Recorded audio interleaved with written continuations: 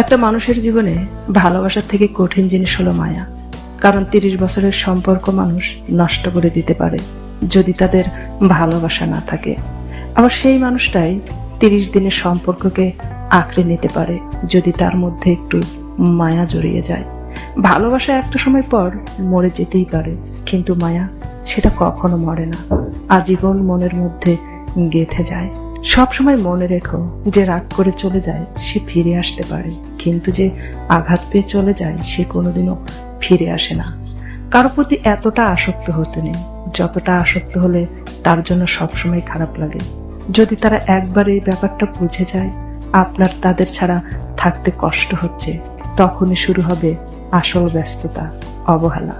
যেখানে সে চাইলেই আপনাকে সময় দিতে পারবে সেখানে সে ইচ্ছে করেই ব্যস্ততা দেখাবে। ভালো তো বাসি, যত যাই হোক আপনি বেহায়ের মতো তার জন্য পড়ে থাকবেন, আপনার মন খারাপে তাদের কিছু যায় আসে না। তাই কারো প্রতি আসক্ত হবার আগে 100 বার ভেবে নেবেন, সকল মানসিক যন্ত্রণা সহ্য করার মতো আপনার সামর্থ্য আছে তো।